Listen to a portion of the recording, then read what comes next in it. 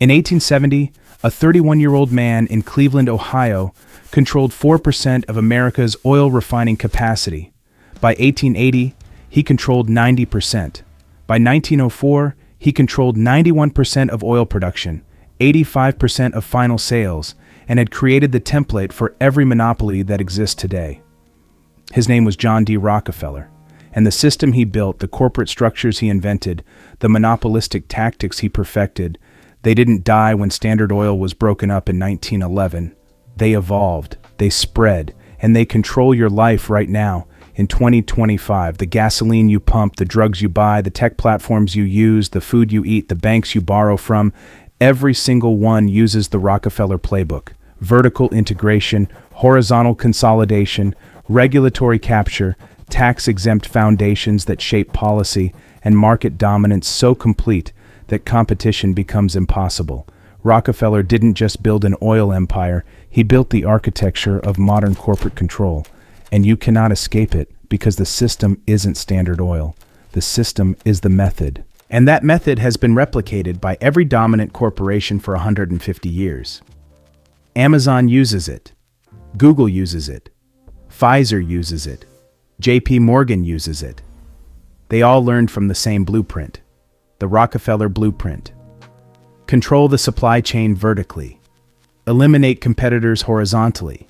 Capture the regulators. Use philanthropy to buy legitimacy. And when the government finally breaks you up, make sure the pieces you control are worth more than the whole. Let me show you exactly how Rockefeller built this system, how he used it to become the richest man in history, how Standard Oil's breakup actually made him richer, and why, 114 years after that breakup, you still live in the world Rockefeller designed. Because understanding the system isn't academic, it's survival. The system is designed to extract wealth from you and concentrate it at the top. And once you see how it works, you'll see it everywhere. John Davidson Rockefeller was born July 8, 1839, in Richford, New York. His father was a con man who sold fake cancer cures. His mother was a devout Baptist. This combination, the con man's ruthlessness and the Baptist's moral certainty, would define Rockefeller's entire approach to business.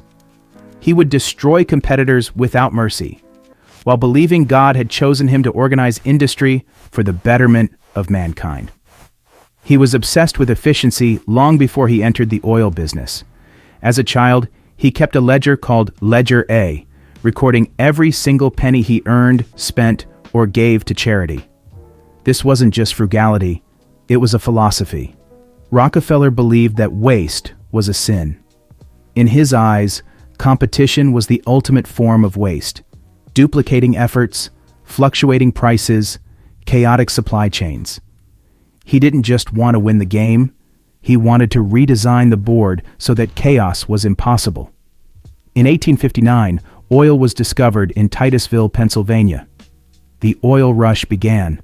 Thousands of prospectors flooded into western Pennsylvania to drill. Fortunes were made and lost overnight. It was chaos, boom, and bust. Overproduction collapsed prices. Then, shortages spiked them. Rockefeller, who was 20 years old and working as a bookkeeper in Cleveland, saw opportunity, but not in drilling. Drilling was volatile, risky, dependent on luck. Rockefeller saw opportunity in refining, turning crude oil into kerosene for lamps. That was the real business. In 1863, Rockefeller invested $4,000 in his first oil refinery in Cleveland. Within 2 years, it was the largest refinery in Cleveland. But Cleveland had 30 refineries. Competition was fierce. Margins were thin. Most refineries operated at the edge of bankruptcy. This is where Rockefeller's genius emerged. He didn't try to compete on price. He tried to eliminate competition entirely. And he did it through a method that would become the foundation of corporate America. Vertical integration.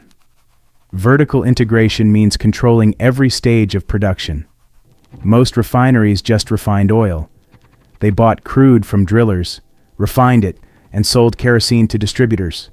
They controlled one step. Rockefeller decided to control all the steps.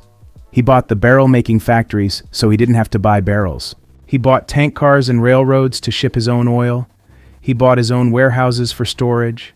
He bought the distribution networks to sell directly to consumers. Every step that used to be a separate business generating profit for someone else, Rockefeller brought in-house. This gave him massive cost advantages. While competitors paid 25 cents per barrel to barrel makers, Rockefeller made his own for 15 cents. While competitors paid railroads to ship oil, Rockefeller owned the tank cars and negotiated secret rebates. But it was even more diabolical than just rebates. Rockefeller implemented a system called drawbacks. He forced the railroads to pay him a percentage of his competitors' shipping fees. Think about that. If a rival refinery wanted to ship their oil on the railroad, not only did they pay a higher price than Rockefeller, but a portion of their payment went directly into Rockefeller's pocket. He was literally profiting from his enemy's struggle to survive.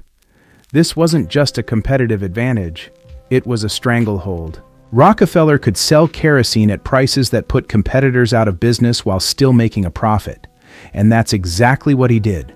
By 1870, Rockefeller created Standard Oil Company of Ohio. His refinery capacity had grown from one small plant to the largest refining operation in the world. But he still only controlled 4% of American refining. That wasn't enough. So Rockefeller launched the second phase of his strategy: horizontal integration.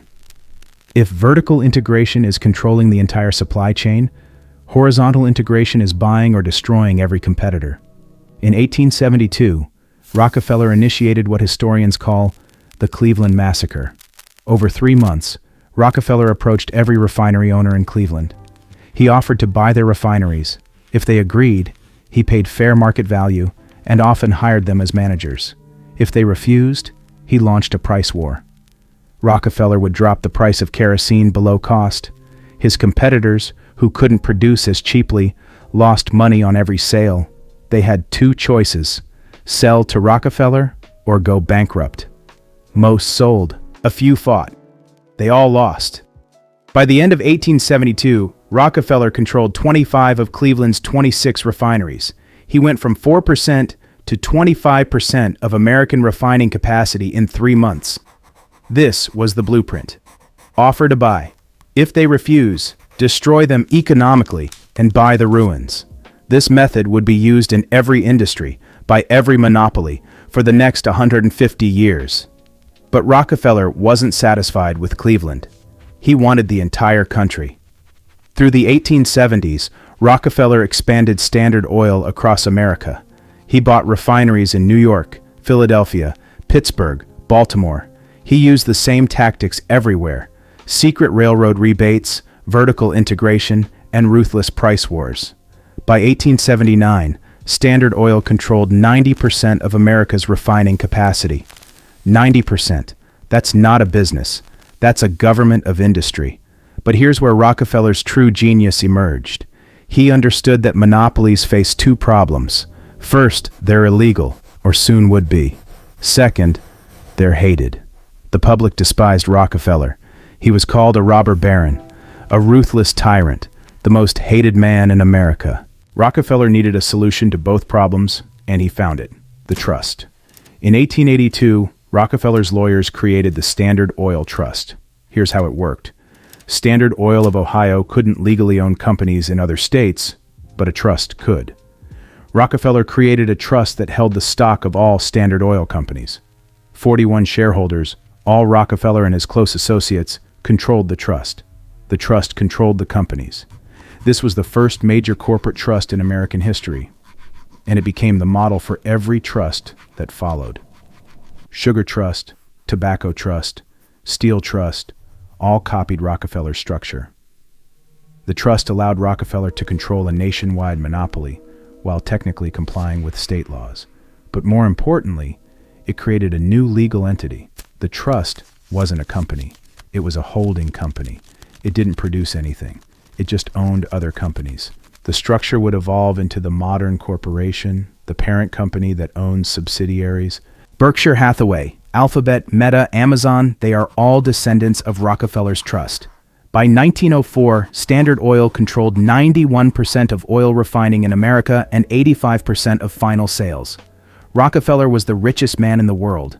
His net worth was $900 million. That's $25 billion in today's money. But that's just paper wealth.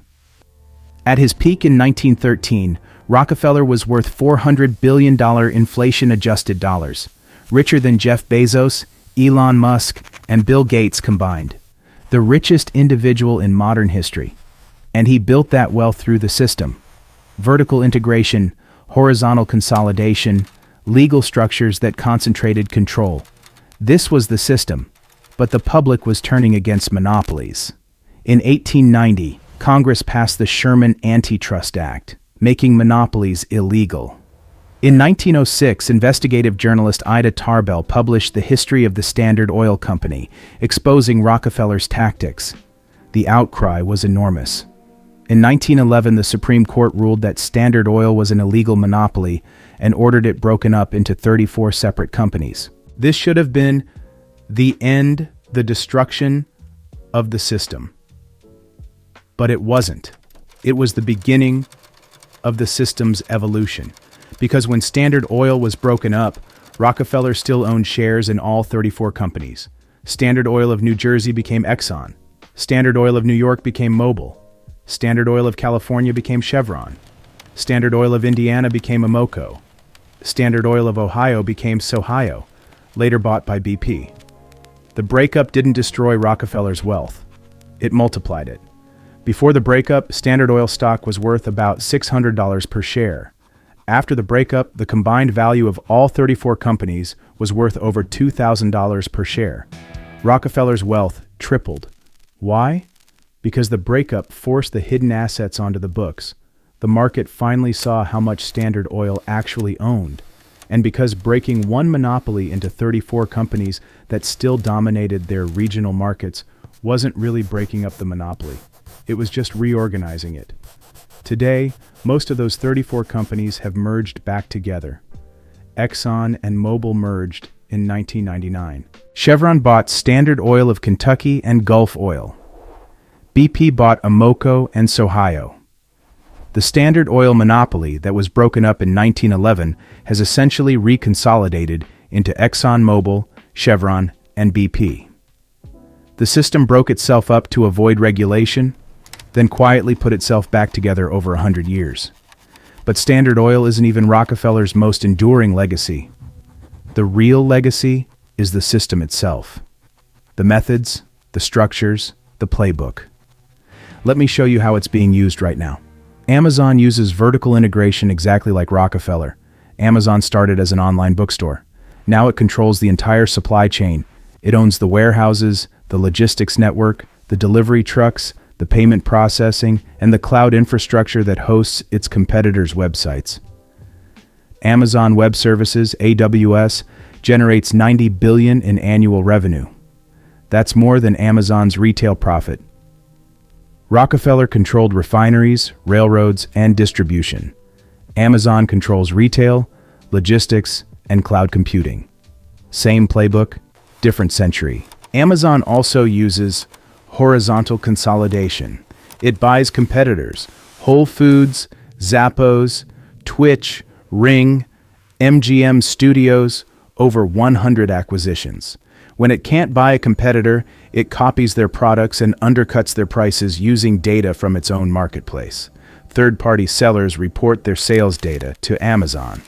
Amazon analyzes that data, identifies successful products, creates Amazon Basics versions, and promotes them above the original. This is the modern version of Rockefeller's price war. Legal, barely regulated, and devastatingly effective. Google uses the trust structure. Alphabet is a holding company that owns Google, YouTube, Waymo, DeepMind, Verily, and dozens of other subsidiaries. It's the Standard Oil Trust, one parent company controlling multiple operating companies. But there is a new layer to this system that Rockefeller couldn't have imagined: data. In Rockefeller's time, oil was the resource that powered the world. Today, data is the resource that powers the economy. Google and Meta don't just own platforms, they own the pipelines of human attention. Just as Rockefeller knew that controlling the railroads meant controlling the oil market, Big tech knows that controlling the algorithms means controlling the flow of information. They have vertically integrated the human mind. Pharmaceutical companies use Rockefeller's regulatory capture strategy. Rockefeller didn't just compete in markets, he shaped the rules. He lobbied for railroad regulations that favored Standard Oil. He worked with politicians to set standards for kerosene that his refineries could meet, but competitors couldn't. Today, pharmaceutical companies do the same. They fund the FDA through user fees. They lobby for patent extensions. They write the regulations they're supposedly regulated by. Pfizer, Johnson & Johnson, Merck. They learned from Rockefeller. Control the regulators and you control the market. The financial sector uses holding company structures. JP Morgan Chase is a holding company that owns Chase Bank, JP Morgan Investment Bank, and numerous subsidiaries. Bank of America, Citigroup, Wells Fargo, all holding companies. When Dodd-Frank tried to regulate banks after 2008, the holding company structure made it nearly impossible. Which entity do you regulate? The parent or the subsidiaries? Rockefeller solved this problem in 1882. Banks copied the solution 100 years later. And above the banks, there is an even higher level of consolidation that makes Rockefeller's trust look small. The big three asset managers: BlackRock, Vanguard, and State Street. These firms own significant shares in Exxon, in Chevron, in Pfizer, in Google, in Amazon, and in the banks themselves. They are the ultimate passive trust. They don't need to destroy competition because they own all the competitors. Why have a price war between Coke and Pepsi when you are the largest shareholder of both? The horizontal consolidation is now absolute. And then there's philanthropy, Rockefeller's final innovation. In 1913, Rockefeller created the Rockefeller Foundation with an initial gift of $250 million, over $7 billion today. The foundation funded medical research, education, and public health. On the surface, this was charity, Rockefeller giving back. But look deeper. The foundation allowed Rockefeller to avoid estate taxes. It gave him control over which universities received funding, which meant control over what was taught and researched. It bought him legitimacy. The man who destroyed thousands of competitors was now a philanthropist. The most hated man in America became a beloved benefactor. The Rockefeller Foundation funded the creation of modern medical education. It funded Johns Hopkins, University of Chicago, Rockefeller University. It established the model for medical schools that emphasized pharmaceutical interventions over holistic care. This isn't conspiracy theory. This is documented history. The foundation shaped American medicine to favor the pharmaceutical model and pharmaceutical companies, many descended from Standard Oil's chemical divisions, profited enormously. Today, every billionaire uses the Rockefeller playbook. Bill Gates founded the Bill and Melinda Gates Foundation, $75 billion in assets. It funds global health initiatives, shapes WHO policy, and influences national governments. Mark Zuckerberg created the Chan Zuckerberg Initiative. Warren Buffett pledged most of his wealth to the Gates Foundation. These aren't just charity. They're tax avoidance, legacy building, and policy influence. Rockefeller invented the model. Modern billionaires perfected it. The Rockefeller family still exists, still influential. David Rockefeller, John D's grandson, died in 2017 at age 101. He was chairman of Chase Manhattan Bank, founder of the Trilateral Commission, one of the most powerful men in global finance for 50 years. The family's wealth, estimated at $11 billion, is spread across hundreds of trusts and foundations. The Rockefeller Brothers Fund, the Rockefeller Family Fund, the David Rockefeller Fund. They still shape policy, fund research, and influence politics 150 years after John D. started Standard Oil. And here's the most important part. The system isn't designed to be escaped. It's designed to be invisible until you're already trapped. You buy gasoline refined by ExxonMobil or Chevron, descendants of Standard Oil. You buy from Amazon, which uses Rockefeller's vertical integration and horizontal consolidation. You search on Google, structured as a trust like Standard Oil. You take pharmaceuticals developed through a medical system shaped by Rockefeller Foundation grants. You bank with institutions using Rockefeller's holding company structures. And your taxes fund regulations written by the industries being regulated, just like Rockefeller designed. The system is self-perpetuating. It concentrates wealth. It eliminates competition. It captures regulators. And it uses philanthropy to buy legitimacy while avoiding taxes. This is the Rockefeller system. And it's not a conspiracy. It's just corporate structure, legal, accepted, and replicated by every dominant company in every major industry. You cannot buy oil outside the descendants of Standard Oil. You cannot avoid Amazon's logistics network. You cannot opt out of pharmaceutical medicine shaped by Rockefeller grants. You cannot escape the banking system built on Rockefeller's holding company model. You live inside the system, and the system extracts wealth from you every single day and concentrates it at the top, exactly as Rockefeller designed it to do in 1870. Here's what makes Rockefeller different from other robber barons. Carnegie built steel mills. When he died, U.S. Steel remained, but Carnegie's personal control ended. Vanderbilt built railroads. When he died, the railroads continued but fragmented. J.P. Morgan built financial empires. When he died, his partners carried on, but his personal dominance faded. But Rockefeller built a system, and systems don't die with their creators. They evolve, they adapt, they spread. Standard Oil was broken up in 1911, but the vertical integration model spread to every industry. The trust structure became the holding company. The regulatory capture became lobbying. The philanthropy became foundations. Every piece of Rockefeller's system was copied, refined, and embedded into corporate law, tax code, and regulatory frameworks. Rockefeller died in 1937, but his system became stronger after his death because it wasn't dependent on him. It was structural. Let me show you the mechanism, how the system extracts wealth from you. You need gasoline. You have a choice: Exxon, Chevron, BP, Shell. All of them are price-coordinated oligopolies descended from Standard Oil or using its methods. You're not choosing. You're selecting between branches of the same tree. You need to buy products.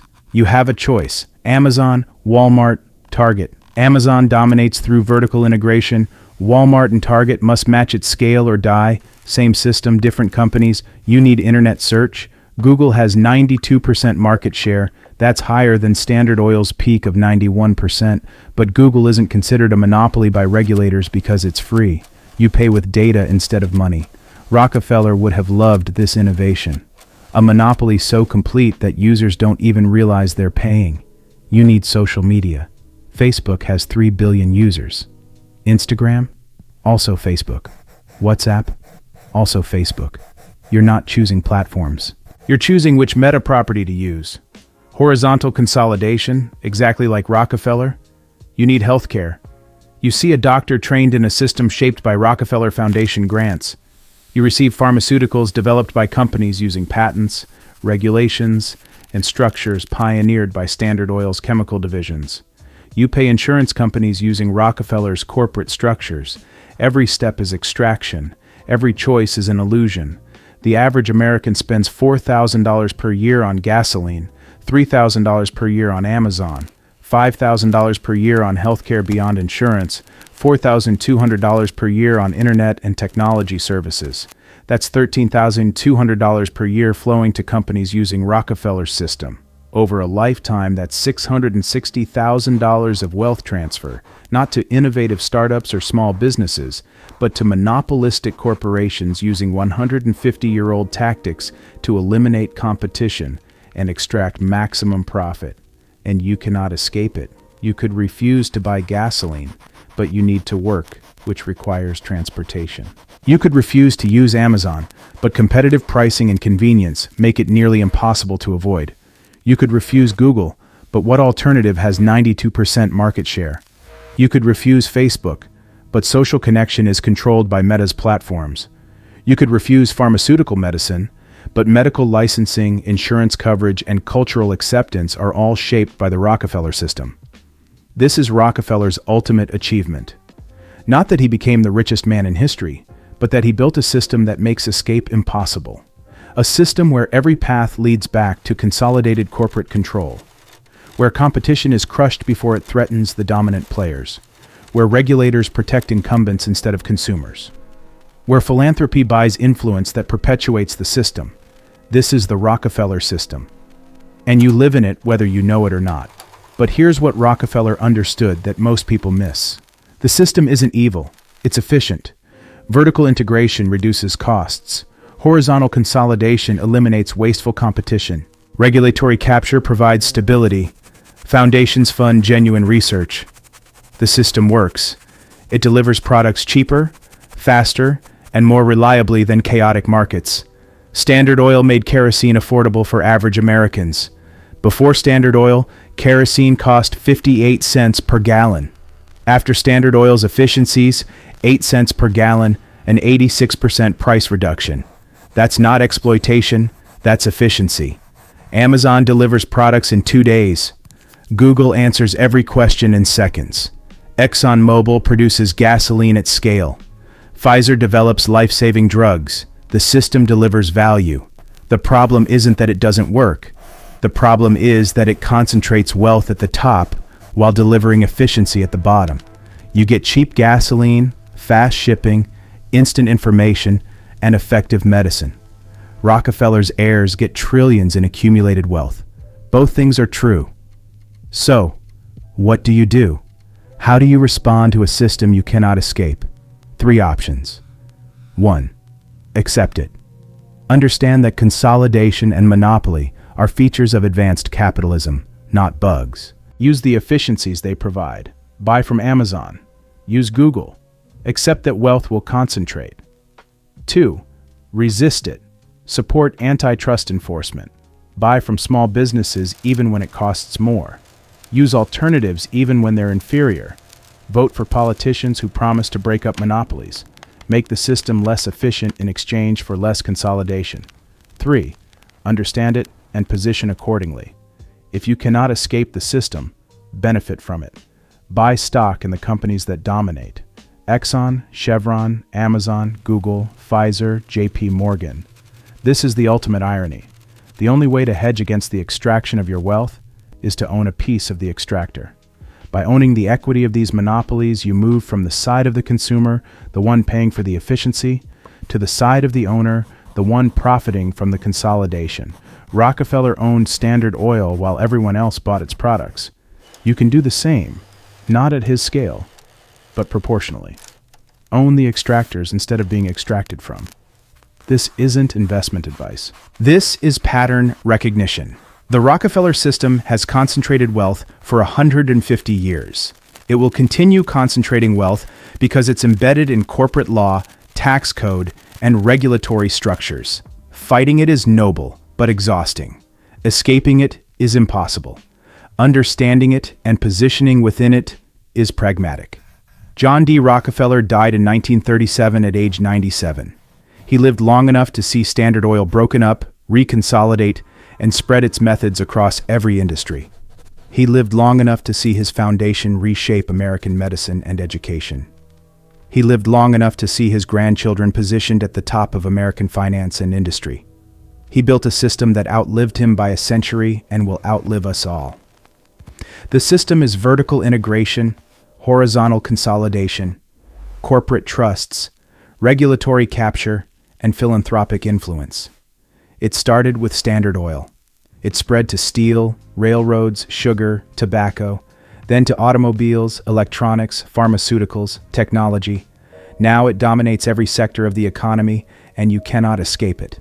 You can only understand it. Rockefeller said, "Competition is a sin." Most people hear that as greed, but Rockefeller meant it theologically. Competition is wasteful. It duplicates effort. It destroys capital. Consolidation is righteous. It creates efficiency. It serves consumers through lower prices. Monopoly isn't theft. It's the natural end state of efficient markets. This was Rockefeller's worldview, and he built a system to enforce it. 150 years later, we live in that system. Amazon eliminates retail competition.